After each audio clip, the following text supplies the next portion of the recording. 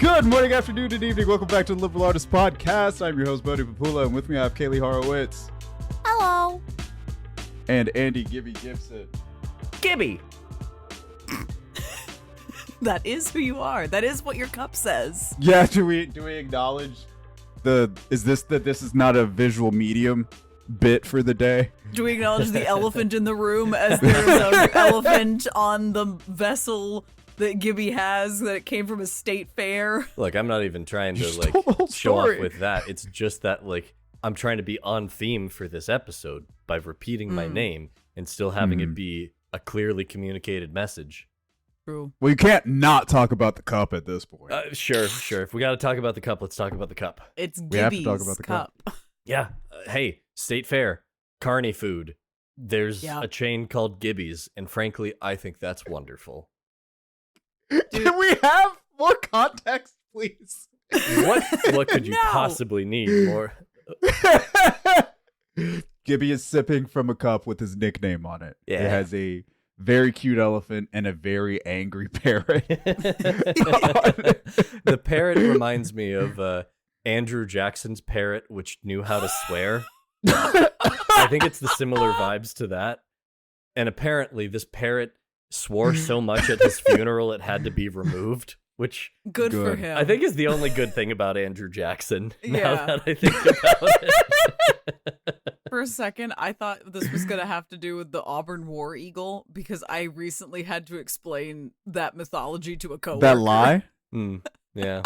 Exactly. Shout out That's to what's Auburn. mythology. It doesn't need to be true. It It's doesn't just have to myth. be. It can be It's a myth. fabrication, but it's mythologized. The fable of the Civil War eagle that died on a football field, so we What is scream War Eagle. Why did it have to die? Is my question. Why couldn't it have just had pulled up and we're like, oh That's yeah. the thing. I think the story is that it died, but then everybody Yes. always tells it no, but it didn't die. It's Sacrifices fine. must be made. For Auburn football? Also, if I'm being honest, I've heard that story since kindergarten, and only recently did I realize, oh, that Civil War veteran didn't fight for the Union. Uh-oh. Yeah, Yeah. that was a Confederate eagle. They don't tell that in kindergarten. No. What is it? Racist Yeah, ass okay. eagle. So between that and Andrew Jackson, what the fuck are we doing with exotic birds or large birds of prey? What are we doing, y'all? It was a style at the time. Who was more racist, Andrew Jackson's parrot or the War Eagle? Ooh, Trick there's question, a- Andrew Jackson. Well, duh. Uh, What kind of parrot do we know? Oh God, I don't. Yes. Oh. You Oh, are so the most equipped to talk about different breeds of parrot of the And how three of us. racist they could or couldn't be. I think it was a gray parrot, which I think is the baby boomer of the parrot world. So yeah. Was it- it lives Was forever. it gray because it's... Go it ahead. lives forever, and once it learns bad words, it never stops using them. Very that. Is it gray because it actually was gray or because all the pictures look like that? No, African gray parrots are, have a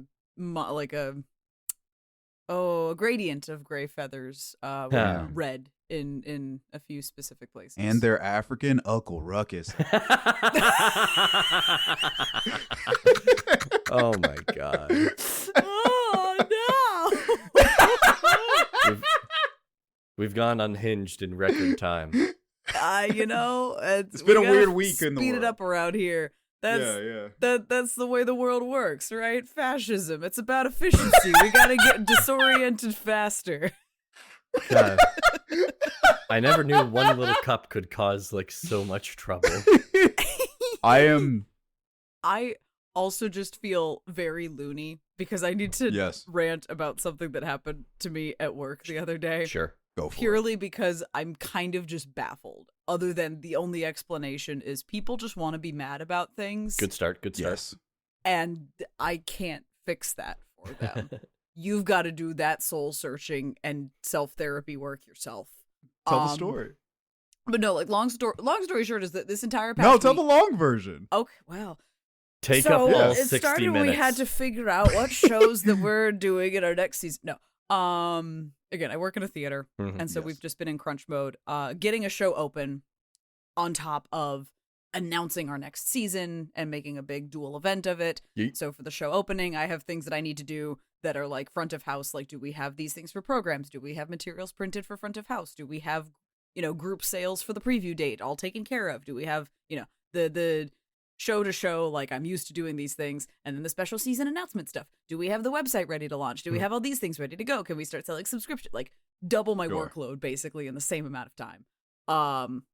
It's great. It was lovely. I got very little sleep between 4 days, and we made it to opening night. No one died. Everybody really liked the sound of our next season. Cool. I have to come into work on Saturday, though, just when I was ready to have the weekend off, because I needed to trade for house management shift. So I come in for a Saturday matinee. It's at 2:00. It's Saturday afternoon. It's a lovely day outside, ready to house manage a show that is, it's kind of a stripped down musical, but it's like a 2-woman show, a cappella, creating music with a looping machine. Like, this is a piece by Finn Anderson. Okay. Finn Anderson, conceived by Amy Draper, but Finn Anderson, who is a musician and composer for a lot of other musicals in varying kind of like creative, compositionally layering styles. Beautiful show called Islander. It's about whales. It's like a folklore kind of like, it's Scottish Moana. It's like, these two islands split apart from one another. And it's about this main girl who's like the last kid on this island, and all the people are trying to figure out, should we stay, should we go, but we don't want new people coming here. Themes that are pretty relevant to today.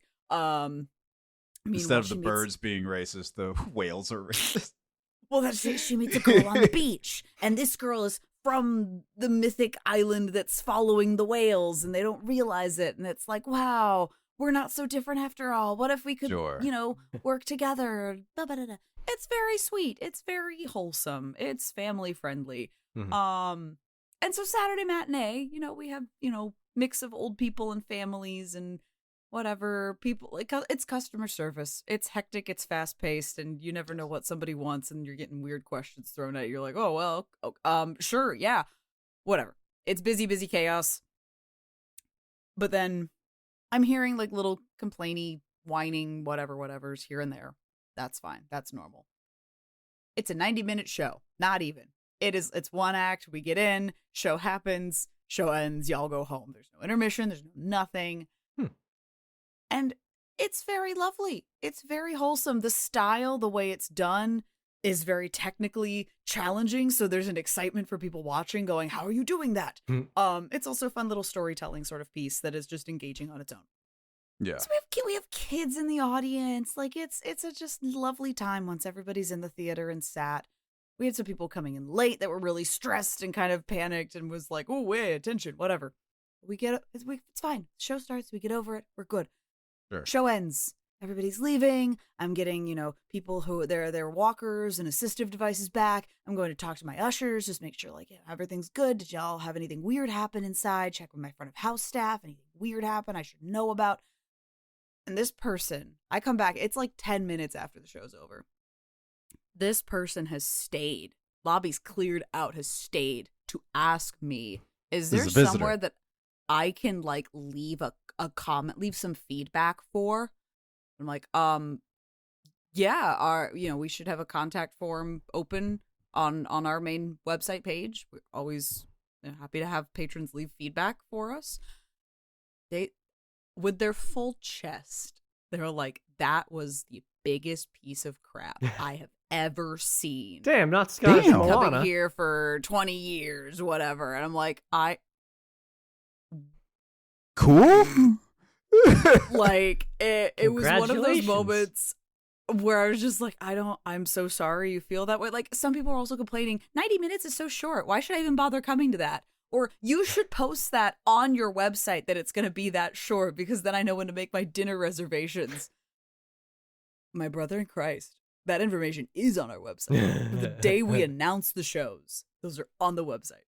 But I digress. Mm-hmm. I'm not going to sit here and ask you if you know how to read.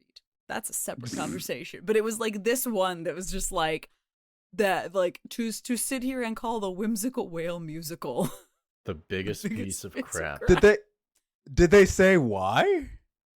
They were like, you guys are trying to be too edgy. You're trying to be too avant-garde. Meanwhile, With the whale musical? we have a theater company in town who does like happenings and devised performances and whose entire conceptual bread and butter is avant-garde art. Sure. Like, we have a comparison in town that is like, I assure you, we are not avant-garde. But okay. Apparently, we draw the line at two actresses playing multiple characters and pushing buttons to make their acapellas layer on top of themselves. Whoa. But it was like, that floored me. Because we've done shows where we destroyed, like, plaster skulls. We were smashing bones with sledgehammers. We did shows a while back that was about, like, it's Dorian Gray, but it's also about Oscar Wilde, so it's very queer and campy.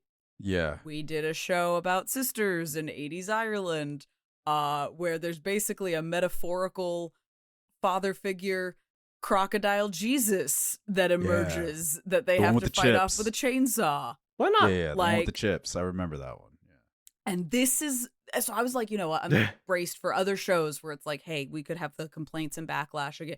This was not the one that I was prepared to have the backlash for. The whales Why'd they wait? were too edgy. That I was just like, you know what? I'm so sorry.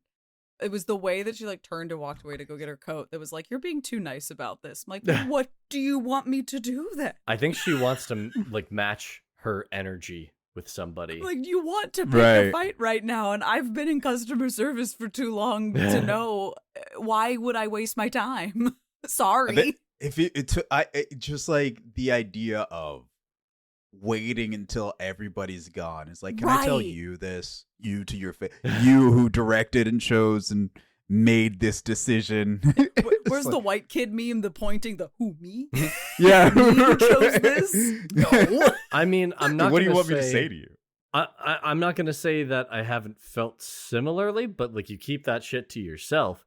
Right. Or like with your friends. You just leave. Yeah. Right. I was about to say, I've had many conversations with Ian after we go see a show and we see the people we want to see and we see the actors and we tell them that they did great.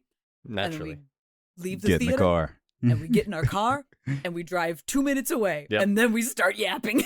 But like, that's the thing. It's like, hey, not everyone's going to like everything in a season. That's not what we're trying to do. But it's just definitely the vocal backlash. Usually those are pretty predictable about which ones those are going to be. It was like the cherry on top out of my whole week last week, culminating in that, and then left me in a state of like, I need to just go sit in the office and I need to like momentarily dissociate and process what just happened. It's like, and then I need to haul ass and go see the new play making fun of J.K. Rowling that just opened too. That was fun. That was a great time. Gibby, you were saying? I was just saying, it's like you go to a Muppets movie and you find somebody that's just sweeping up the popcorn and you're just like, what the fuck was it? Right? What the fuck was it? And it's just like, dude, why were there puppets? Calm down, dude. This was too avant-garde. Right, like, my brother in Christ, I just make sure that people know where their seats are and make sure the bar is stocked. That's my job here. Lord. We're in quarter 2, right? Yeah, we're in the second quarter that. of the year. I'm gonna make it my goal for the rest of the year. My Q2 New Year's resolution to be the new that year of level. Q2. Your quarterly the Q2 goals. resolution. Yeah, my quarterly goal be that stupid. level of petty. Like, it's like, hold on, I'm gonna wait on somebody. Right. I'm gonna scheme over here. Right, I'm gonna really stew in it to be like, I didn't like that very much. And storm out of the room. You're just going to go to a museum and you're going to wait until the museum is closing. And the curator is just like, sir, you need to leave, as you're staring at a painting and you just go, this is the biggest piece of shit I've ever seen. Yeah. I hate the colors of the swatch. Why is it so avant-garde? And then leave on.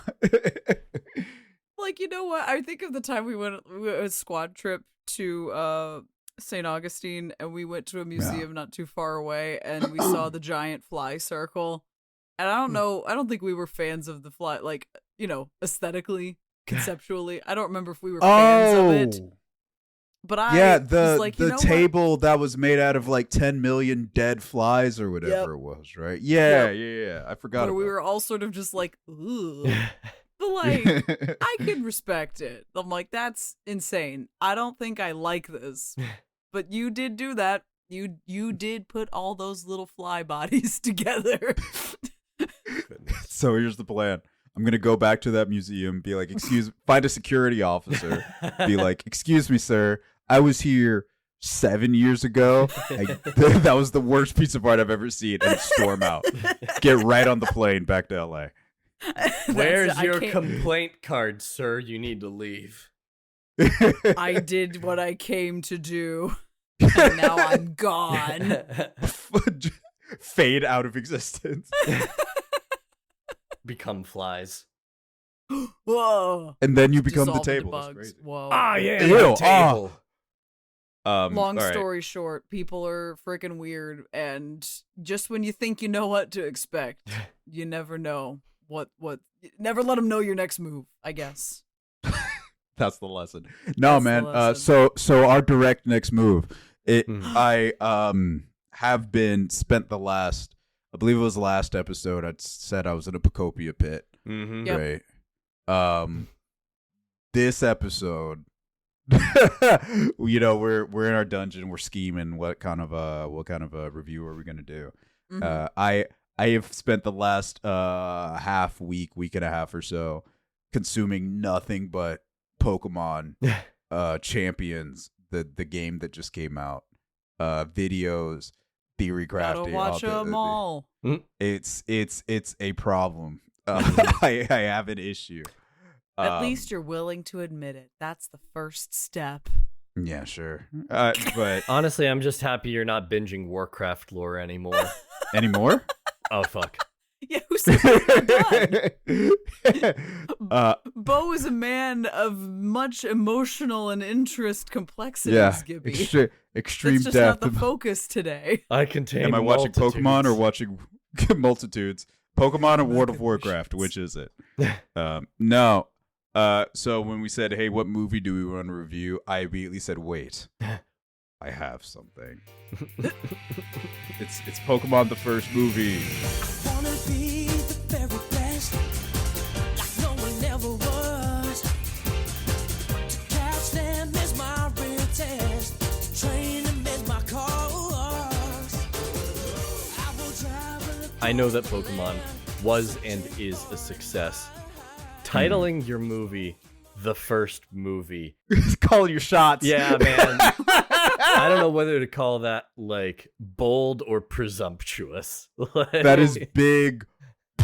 Takes bat, points at the outfield energy. big Pokeballs energy. It's Game Freak and Nintendo, of course. Of course it's both. In their defense, I believe there's upwards of 25 Yeah. now. I also didn't know if it Something like was that? like a New Hope situation where like they changed the name to make it easier to keep up with. Yeah. Maybe? No, man. No. There are 1, 2, 3, 4, 5, at least 21 Pokemon movies. Many numbers later. Big number Pokemon movies. No, I wanted to revisit this for honestly exclusively for me. This is a very selfish endeavor. that I Sometimes you drug just my need one friends for on. yourself.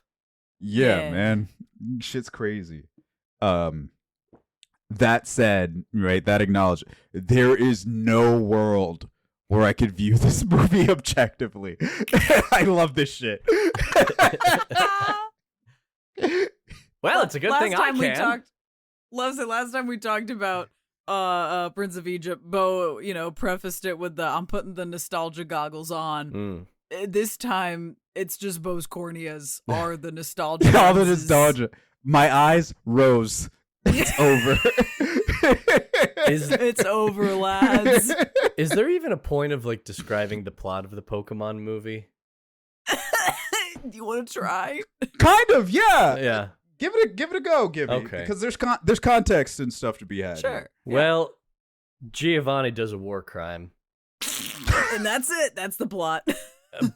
Basically, Mewtwo is created in a lab and is the first test tube baby of the Pokemon world.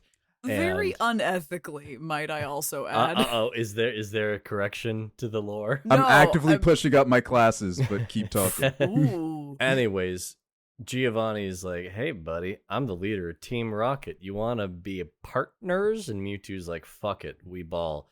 And then he's like, "Wait a second, this isn't an equal partnership." And Giovanni's like, "I'm Team Rocket. What do you expect?" And anyways, he blows everything up. And Mewtwo's Hell like, yeah. "I need to find my destiny. What's my destiny? Terrorism. Not even terrorism, genocide." So Hell yeah. So my king. at the same time, Ash is just fucking around. When isn't he? Yeah. When isn't he? Yeah. In As soon Pokemon as he turns lore, when isn't this kid actually doing something serious? when he And turns we've the hat always- around.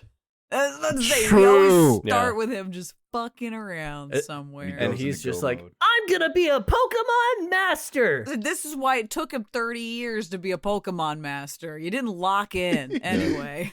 Anyway, they go to Mewtwo Island with a bunch of other nameless faces that have Pokemon, and Team Rocket's Yep. there too.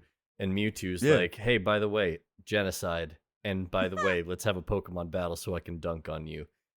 Yada yada. Eventually, the power of friendship wins, and he has like a Hell yeah. philosophical breakthrough and doesn't do a terrorism.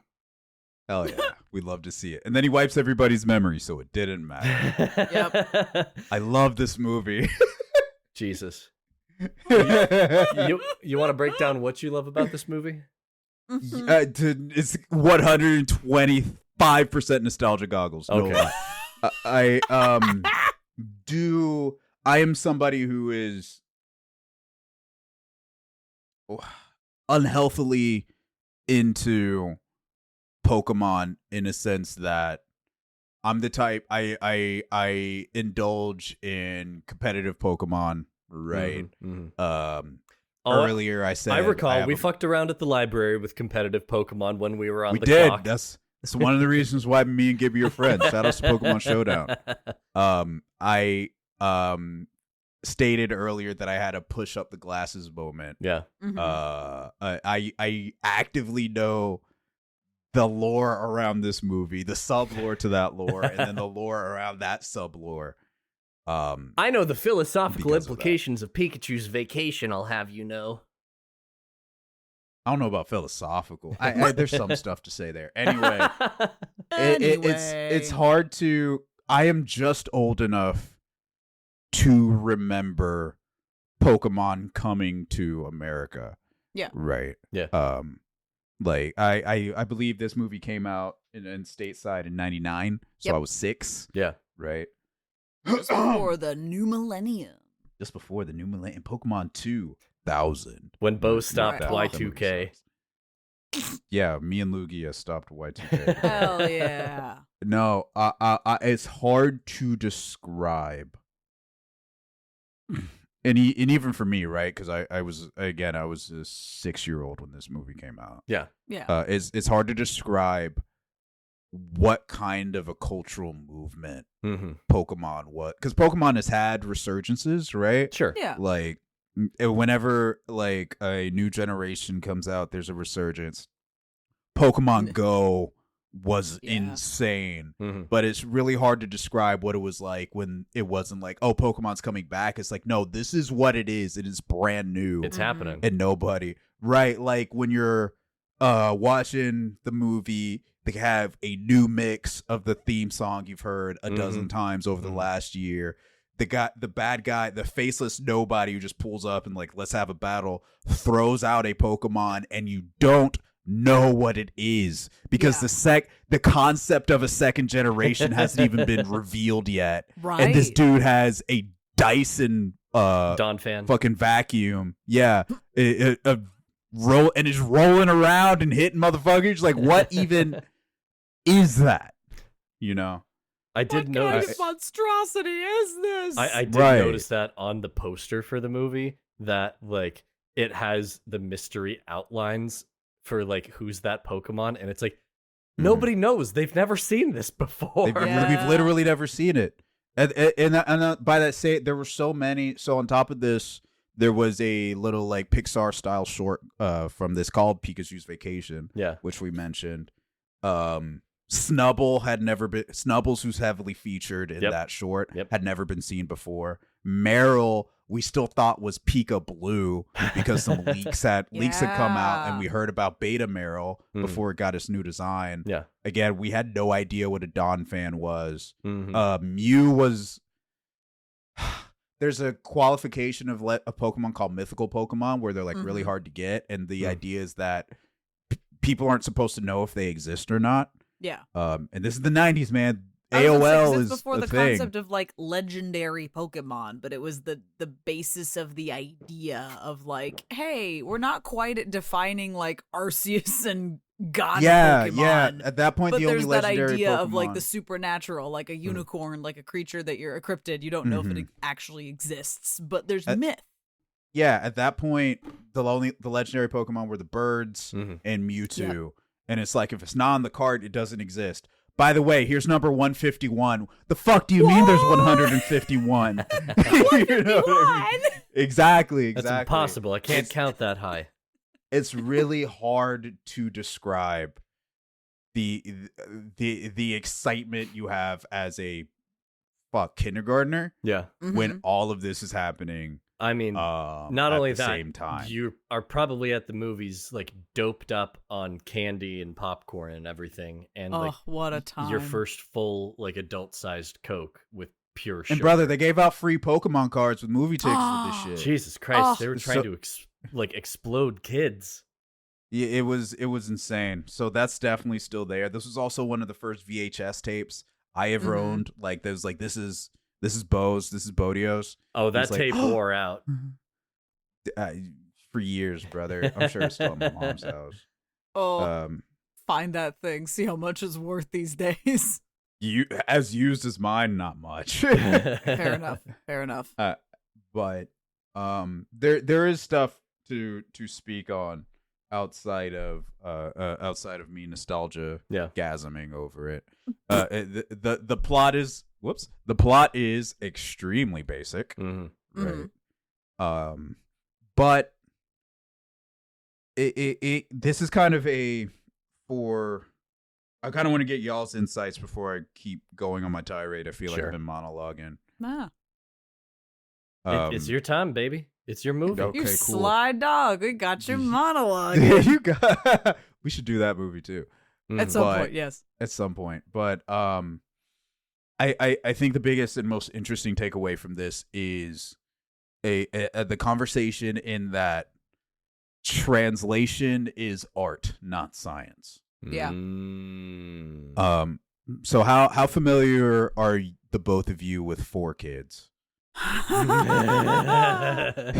assume a lot. I never got to watch 4Kids like regularly as like a this is part of my television rotation. But it became very infamous as I was online seeing this is what some of my friends got. Okay. Or on the off chance we stayed at a hotel that did get it. That was the like, ooh, okay, so what's on this? This isn't Nickelodeon. This isn't Disney Channel. What's going on over here? Yeah. But very, very familiar with the infamous 4Kids overcorrection of dubbing and censorship. Yeah, so before this is gonna sound like ancient text, ancient knowledge, because the company I'm about to reference doesn't even. Both companies I'm about to reference don't exist anymore, Womp, which is womp. crazy. Before Funimation kind of took over anime and dubbing and whatnot, the most popular anime and what were dubbed by a company called 4Kids, and they had some heavy hitters, man. They had Pokemon. They are responsible for the first 8 seasons of Pokemon, the first the first 4 or 5 seasons of Yu-Gi-Oh. Yeah. A lot of One Piece. Sailor Moon. The initial dub of One Piece, the initial dub of Sailor Moon. if it was on kids programming, they likely had a hand If it came in from Japan and then went to kids programming, there's a good chance it went through their hands first. Because I also think Hamtaro was also something that 4Kids touched before it went on to just live in Cartoon Network. Yeah. Well, if that yes, tells you about what I was watching comparative to like Yu-Gi-Oh and Pokemon. I was like, I like the little hamster show.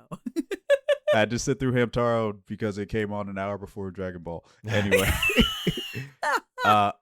4Kids had a habit of overcorrecting for an American audience. The One Piece was definitely the worst of it, right? Where I don't know, the Sailor Moon cousins and the onigiri donut were pretty egregious. Just some examples of some stuff they did. Sanji in One Piece is a smoker. Yeah. They physically edited every scene of him smoking to making it a lollipop. That's right, yeah. Every reference of guns in Yu-Gi-Oh! They edited out the guns and just had the guys pointing at people. Phoenix Wright ass motherfuckers. There's a plot point where in Sailor Moon, there's a character named Minnie Moon who is Sailor Moon's daughter from the future. They were like, no, that's her cousins because that's too confusing and kids wouldn't get it. And any reference specifically to Japanese culture, they cut out and tried to insert American culture in it. Most infamous of being Brock holding up a bundle of rice balls and calling them donuts. Yeah. It's like, what are you doing? Those aren't donuts. Or was it hamburgers? I don't remember. No, I think that, donuts. No, you're right. For some reason, I think that's also Sailor Moon. Because it's also with Neptune and them, they go, oh, no, the lesbian coded relationship. They're also just cousins. It's fine. Sailor Neptune and Uranus. Don't pay attention. Right? Back in Alabama, it didn't make a difference. The children can't know that girls can like girls. We'll be doomed. Shout outs to Sailor Uranus, man. Damn girl. Anyway. Damn girl. One of the key things about this movie specifically in the original Japanese, right? Man, I sound like a fucking weeb. In the initial Japanese, Mewtwo, there's a reason why it's called Mewtwo Strikes Back. Mewtwo is way more existential. From the rip, Mewtwo's like, who am I? What am I doing? What is my purpose? You pass butter. To pass butter, and then he explodes, killing everyone. Kill! Mewtwo is not so much actively inciting violence as much as he is lashing out at the world. Questioning things, and these are the answers he has, right? Because it's like, I have a lot of power. I'm Akiraing all over the place, right? That's what it's supposed to be. The team at 4Kids did not think American kids would get that. Sure. So they explicitly made him a comic book villain. Right? Yeah. That's kind of why the ending feels like it comes out of nowhere, where Mewtwo's like, fuck this, fuck you, and fuck everybody. I'm taking over the world. I believe the direct quote that Mewtwo has in the original dub is like, this is not a declaration of war. This is not a battle. I am giving you what you have given me. And then in the English dub, he's like, nope, world's mine, baby. We're taking over. We taking over. Which is then preceded by everybody cry. He turns a kid into a rock. Everybody cries. The kid gets better. He's like, I now see that violence was not the answer. It's like, Mewtwo, what the fuck are you on about, bro? What are you doing? Sounds like what happened the last hour and a half? He just doesn't have any conviction. Like, he gets what he wants, and then he's like, damn, that's crazy. Like, dude, that was shit. I didn't think the 10-year-old would. I mean, he didn't die, but I petrified the main character? Oh, shit. Shit, that's crazy. When movies actually had, consequences and, real stakes, even for kids' movies, it was that, hey, you hope it's probably going to be okay at the end, but you still think, oh my God, they're actually going to turn Ash to stone. What? Yeah, Ash is It dead. was a shocking moment. He's rock type now. Oh. He was normal type, now he's rock. I think on a rewatch, y'all tell me if you felt the same. I felt like this was a different movie at one point. In like an epic sense, or there's stuff that, so the whole idea of Mewtwo inviting people to his island to have a Pokemon battle, it doesn't make sense, even in the context that Mewtwo wasn't as evil. The hiding of Mewtwo as the man in the chair in the tower, it's like, why we spent the last 10 minutes with this guy, why are we being coy with who it is? There's the weird there's a weird blue-haired lady with an Eastern European accent at the harbor who talks about a prophecy. Yeah. And it's like, do you really think you're gonna stop all these trainers with some like weird mumbo jumbo that you just came up with? Yeah. I don't think I do so. think that was I do think that was a dub-ism. Yeah. For a reason we might get into later. Yeah. But she's definitely like, yes, this is the storm that will end all storms. There's a prophecy in which a storm like this happened and somebody died, and then the Pokemon cried and brought them back. But this storm, this time we have no Pokemon to. It's like, what the fuck are you on about, lady? Why do you have that accent? It's crazy. Well, that was convenient. Yeah, right. Wow, exposition, I guess. That was Right. weird. And I think that's just to like justify what happens at the end of the movie. You know? Yeah. Which No, you don't have to do. There's honestly, thinking about this movie and also like later Pokemon movies, whether it's with Entei and then the one with Jirachi and Wishmaker. like a lot of these, your early aughts Pokemon movies, all of them do the serialized, like, hey, we're getting a movie special, so we got to put reality back by the end of it so that it could exist in a closed loop, which makes them all feel a little like on rewatch to me go, oh, it's like bad sci-fi. Oh, it's like, hey, in the we worst get the exposition, or we get the way that this thing will work itself out through whatever context or history, or like, here's the key, here's the informational key that you can use to see how they're gonna resolve it. But like rewatching it was like, oh yeah, it's like that. It's that sci-fi feeling. Like, yeah, as a kid, it's like, oh, it still feels like an epic, unique story compared to what you usually get. But you're like, oh right, I've seen like, B movies that do something similar, if not worse, even sometimes. I mean, nobody ever accused the Pokemon franchise as having good writing. Like, there's two categories of kids movies where it's like, this is a good movie that happens to have a kids audience in mind, and this is a kids movie that is so basic in every possible way that there's no way that even the kids that love eating glue just straight from the Elmer's bottle like won't be able to follow what's going on. But I will say though, again, like absolutely, the writing overall's not great, but like to Bo's point where it's like, yeah, we ruined some of it through the dubbing process.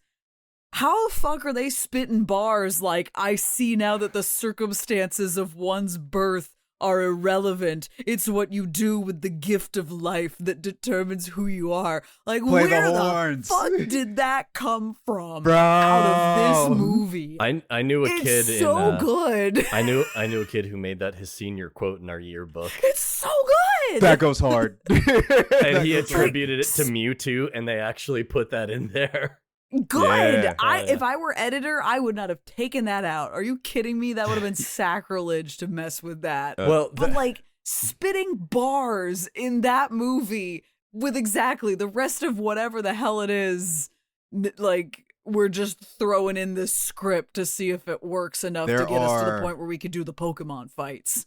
This Pokemon movie is kind of a time capsule, because again, this is before the Pokemon Media Machine was the biggest franchise on the planet. Yeah. Yeah. So, and even this was Pokemon Generations didn't exist yet. We just learned there's 151 plus of these motherfuckers out there. Mm-hmm. Mm-hmm. It's so nice to have a time capsule of what Pokemon was before, in the before times, right? You know, that was really interesting because Yeah. I was watching it and I was like, there's not a big variety of Pokemon featured in this movie. Like even before you get to the clones and shit, consider the fact that Ash has a Bulbasaur, this other dude has a Venusaur. That's the same Pokemon, just aged up. Like, yeah, man. And it's cool because at this point in time in the Pokemon canon, Pokemon existed in the real world, right? So where do they find Mew's stuff? In South America. They find Mew's fossil in South America, right? My favorite line in the movie, when Team Rocket pulls up in the rowboat dressed as Vikings, and they're rowing in the storm, and Brock's like, I can't even believe there's still Vikings around. Ash pulls up. They mostly live in Minnesota. That was good. That Yes. was good. I don't like to admit that was good, but that was good. It's you know what? That's one of those moments where I'm like, oh, it's stupid, but it's so good. I'm glad y'all committed to. That's one of those moments where Pokemon starts feeling like fucking Digimon in Yes, the writing. where It's they like, commit who to let the y'all bit. do that? It Who let you do it this? feels like that like goofy dub of like High School of the Dead, where it's like you Yeah. could just get The away with fucking- anything. The ghost anime. Yeah. Ghost stories. Yeah. That's just fun. We should do that one too. Yeah. But no, it's like it comes from a time when the Pokemon wasn't. It was becoming a brand, but it wasn't a brand, Mhm. Yeah. right? So there are quips and bits and mistakes. There's Oh my so many God. mistakes. Oh my god. There's I was yelling at my television when they got like a who's that Pokemon wrong. there's Yeah. they're doing who's that Pokemon? It's Scyther. It's They're like clearly Alakazam. Scyther. Oh god damn it. It's Pikachu! No! There's Fuck!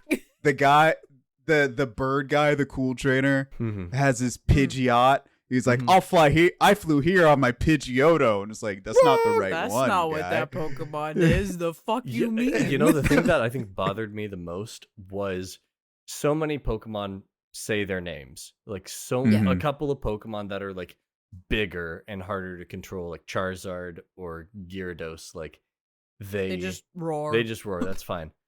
Rhydon used a stock grizzly bear sound, and it scared the shit out of me. I was just It's like, whoa, whoa, everything's wrong. that's an about animal. this." That is a beast. Every single thing that just happened within the last 3 seconds shouldn't have happened, and I'll have to live with that for the rest of my life. I don't know if you caught the scenes. There's because this was hand animated as well. Mm-hmm.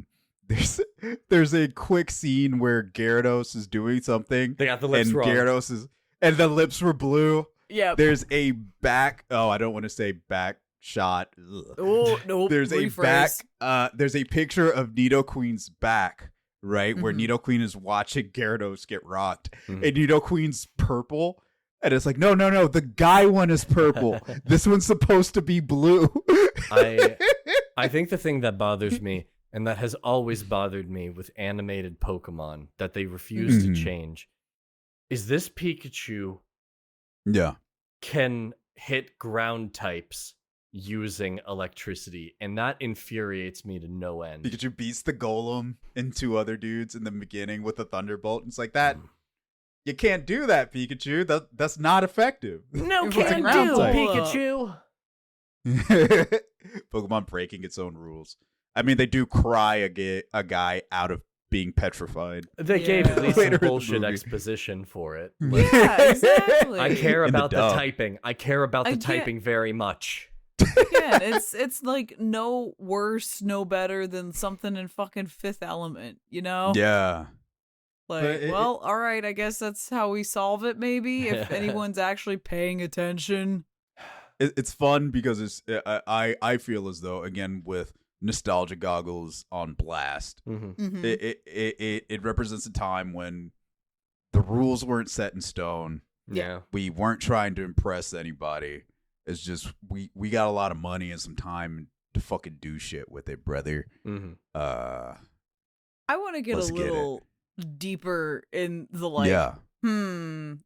let's think about the how we got here. Actually, again, the unethical in real life or in creation- Pokemon? In Pokemon, in this Okay. movie, Okay.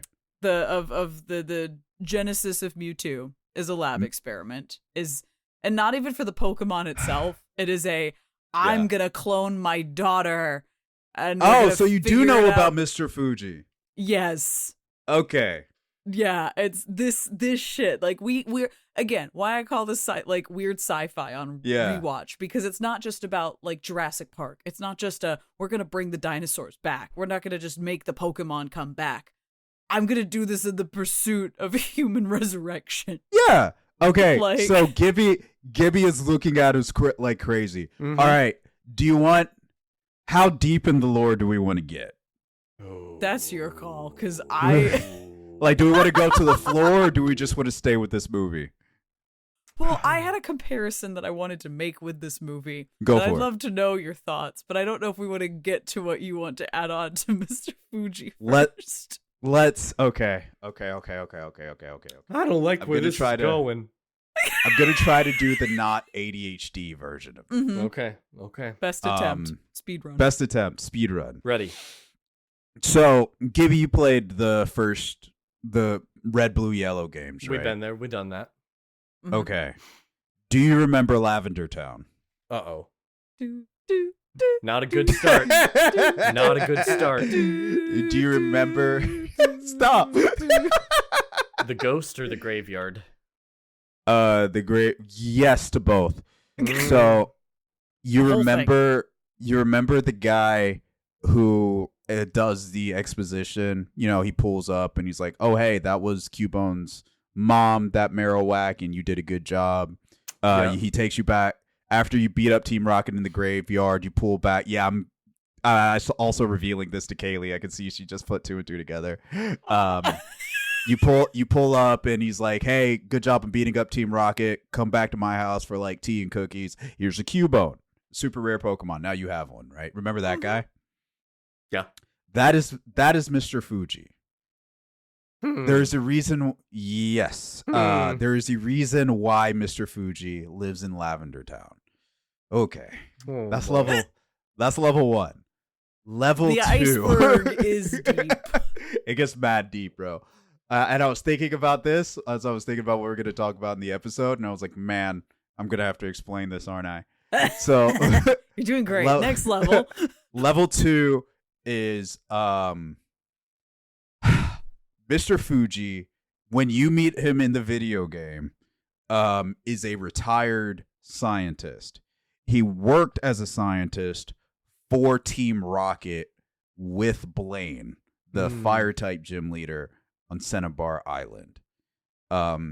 When Mr. Fuji, before he got a job with Team Rocket, he had tragedy struck and his daughter died. Mhm. This led him in a pursuit for cloning technology, right? So he can somehow Frankenstein his daughter. Sidebar, where the writing in this movie is pretty good.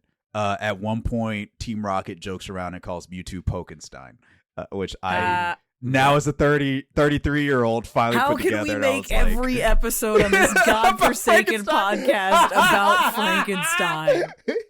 It's a Frank How year, many man. times? It's the year of Frank. Fuck you, horses. It's Frank time.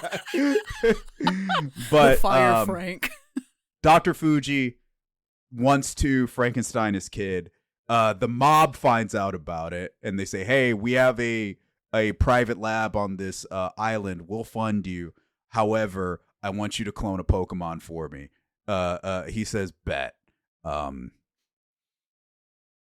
Blaine and Dr. Fuji figure this shit out. They do it. Don't get too deep into the ADHD. And they create Mewtwo. Here's the thing. The movie, the TV show is a continuity. The video games are continuities upon continuities. Mm-hmm. The guy in the beginning of this movie, we created the world's most powerful Pokemon and we succeeded. Bars, by the way. That is the guy who gives you a Cubone in Lavender Town. Huh. That's Mr. Like, this Fuji. is one of the only instances where they cross canons. Man, it's not, but I mean, well, in like ways that aren't just like I have this thing in the game that we put in the show because I played it and now it's there, but in that level of like, oh wait, yeah, consequences. Pokemon has insane, crazy, detailed lore, and they are very bad at telling you about it. Yeah, the It's real the long world and short of it. consequences. Yeah, the real world consequences of more Pokemon lore, but real world life this time. Do y'all know about the Porygon episode? It the gave band, kids seizures. yeah, the seizure episode. Yeah, it gave about 700 kids in Japan seizures. Europe. 700 people in Japan seizures, most of them children. There was supposed to be a bunch of episodes leading up into the movie, but because that happened, they didn't get to air those episodes. Those episodes later came out as like DVD extras, which maybe we should have watched. We didn't. At some point. Oopsie. Yeah. And that it also gives more context to Mewtwo, how Mewtwo came to be, why there's a Charizard, Venusaur, and Blastoise with sick tattoos just in the basement. Right. They're just chilling. They just live here. But all of that is to say, there is a justification as to why Mewtwo exists outside of movie, Giovanni. Right. I did feel that it had like a feeling of it being like 3 episodes of TV that they like put together. Yeah. And not just because they didn't put any more money into the animation budget. It was definitely the same team that did the anime, which again, rose-colored glasses I find endearing. Oh, yeah. Was not the move. like it's even if we don't have more money for it, at least it's the same people doing the work. it kind of bucks the trend where like when you make a movie based on an animated series, the animation gets a little too good, especially with like the lighting and shadow. This time it's just like, oh, that's Chainsaw Pokemon. Man. Yeah. Yeah. Like, it's maybe color graded and shadowed a little different, but yeah, it's same as normal. Business as usual. No, the thing that I wanted to bring up as a content and like, this is the first time I've had this thought cross my mind and I went, ooh, wait a minute. Is this a larger trend of this moment in time? Again, this is right up at the new millennium. And then, you know, we go into whatever the fuck we are doing in media and, you know, television, movies, video games in the 2000s. Yeah. But this idea of like of cloning, like Dolly the sheep was still a new thing. So we're doing a lot of cloning in sci-fi.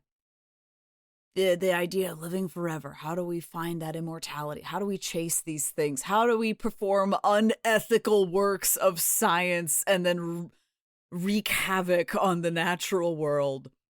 This was the first time I thought about what are the comparisons between Mewtwo's story arc and Shadow the Hedgehog. 1-to-1.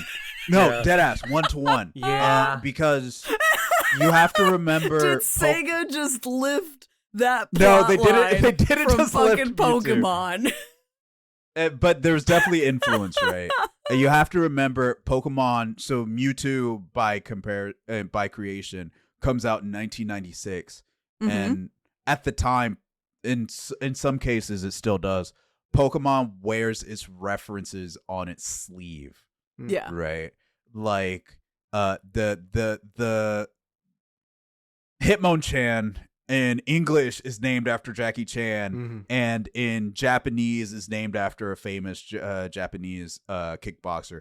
It doesn't even like hide it like Hitmonchan does. It's like straight up that guy's last name is what the Pokemon is called. Yeah. Right.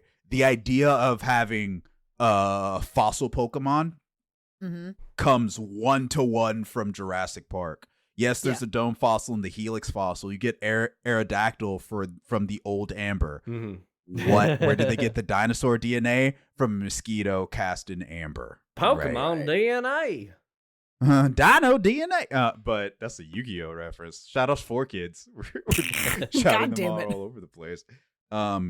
So yeah, when they were creating Mewtwo and putting Mewtwo in the game, 1-to-1, right? This is the early mid 90s when we are talking about what can we do with cloning? Could this be used forever? We're successfully cloning mice. We're cloning sheep for the first time. And yeah, they were like straight up put that in the game. Again, on top of wearing its references on his sleeve everywhere at that moment in time. Pokemon also was supposed to take place in a different version of the real world. Yeah. Like Pokemon in of themselves were in beta Pokemon lore, Pokemon in of themselves were a science experiment gone wrong that just integrated into the real world, and kids were able to put them in capsules. Right. And it was like, oh yeah, fuck it. That's just how it works. That's just how it is, man. A new field of child labor. Yeah. Well, somebody invented the capsules we're not talking about fucking Pokemon. We're not doing deep Pokemon lore. I'm gonna. Well, I was gonna say, what's the game for the Switch? The Origins one. The hello. That just came out a couple years. Legends Arceus. Yes, we're not doing that today. No. Man, and even that's like post brand Pokemon, right? That's them. That's revisionist history Pokemon. God damn it. I have beef that I need to bring up. Yeah. Towards the end of this movie. Miltank or Tauros? Towards the end of this movie, the Pokemon and their clones start fighting, except Mewtwo takes away all of their special moves and power and stuff. He can do They're that? just slapping each other. So yeah, they all start fist fighting and headbutting. Looking like a Glasgow bar, at 1 a.m. Moshing, bro. Yeah. Straight up Glasgow up in this. Anyways, all of the surrounding humans, everybody from Ash to the professional nurse and also the professional thieves, they're all just like, Pokemon shouldn't fight this way. Pokemon shouldn't act like this in this particular way, which feels like the dub basically going, no. Pokemon battles, the things that you pay the money for, the things that you're doing, perfectly valid, perfectly fine. Don't think about it. We just said in here, perfectly fine. Don't think about it. Don't even think about how Pikachu is rearing back and saying, what did the 5 fingers say to the face? Don't think about that at all. Yeah. Pikachu. No. Okay. There is something about this, right? Mm-hmm. The constant Pokemon animal cruelty allegations of the 2000s. Right. PETA is foaming at the mouth of what Gibby just said. Mm-hmm. No. First identification. There is a Hitmonlee and a Hitmonlee clone, and they're going at him like, this is just normal for these guys. Yeah. They're fighting these are Pokemon. fighting they don't types. shoot what beams. Are we doing? Those are people. Everybody, yeah, they're just guys. Everybody else is like, I can't use my powers. Man. Hitmonlee's like, Gary all right, we're going. Number 2, it's not so much how we do battles is ethical. It's the difference between the Glasgow bar fight actually is apt comparison. It's the difference between a bar fight and a sparring match. Yeah. Mm-hmm. Right. If motherfuckers are just tossing each other's into hitting each other with chairs, not in the fun WWE way, and actively just beating each other senseless, is way different from having Pokemon battles are like sparring matches as opposed to going to war with each other. Right. They're trained for it. That's the yes. But do they enjoy it? Pokemon do, yeah. It's okay. exercise. Then yeah. It's just very funny to me that they go out of their way in their dialogue to be trust me, we're not being hypocritical. They should never fight in this very particular manner. They do protest a bit too much, but in the anime, for all I have negative to say about the anime does go out of its way to say, yeah, Pokemon are into this. Yeah. Not all of them. A lot of Pokemon just want to chill out and be wild animals or chill out and be Right. pets. I Mr. just Mime like just the wants to vibe. sweep. Mr. Mime is just a homie who enjoys doing chores, and it's like, thanks, Mr. man. Steelio Girl Mime. He just wants to fuck Ash's mom. With his lack of a penis, he's naked, y'all. They're not having sex. Unless they're scissoring, they're not having sex. Words Sorry. that I wish I didn't hear. Again, Pokemon lore is not always sane. He's I'll got say thick that. fingers. Anyway. No. just no. It's here's a question for y'all. Yeah. Mm-hmm. Did you know No. that there was a remake of this movie? No. Do tell. Huh? We got a part 2. Oh no. And we'll talk about that probably next time on the Liberal Arts Podcast. Thank you so much for joining us in this weird journey. We've needed a little bit of nostalgia so thank you for indulging us on the last couple of episodes, man. The world's Thanks. weird out there. Take care of yourself. Watch Yes. an old movie you enjoy. Play some video games. Eat something. Play some eat something Pokopia. tasty. Make a Waffle House in True. your little island. Come fight us in Pokemon Showdown. We'll kick your ass. Hell yeah. Ranbats, Gen 9. Meet me there, man. I'm gonna just go pick up Pokemon Snap. I'm gonna go take some pictures. You guys have fun. Yeah. Please follow us on all of our socials, TikTok, Instagram. Give us 5 stars on the podcast listening application that you use. Join us next time when we bring war to PETA with our chosen Pokemon types. Pika! Peace!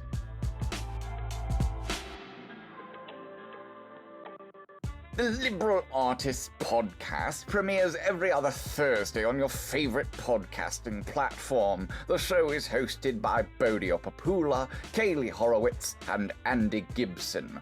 You can find the show at Liberal Artists Pod on Instagram and TikTok. Thanks to White Hot for performing the theme song Reflect, which can be found on freebeats.io.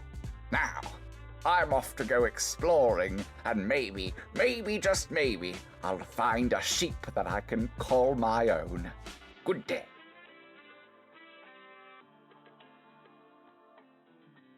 I'm fucking back, bruh. Good morning, afternoon, and evening. Welcome back to the Liberal Artists Podcast. I'm your host, as always, Bodio Papulia. Oh, God. Hold on. Age has finally gotten to him. He's sundowning. No. We're I got it next. in my head. I'm going to start over. Okay. Uh, We have the end card ready for you, Editor Gibby. Get that out of the way. Jesus Cristo. okay.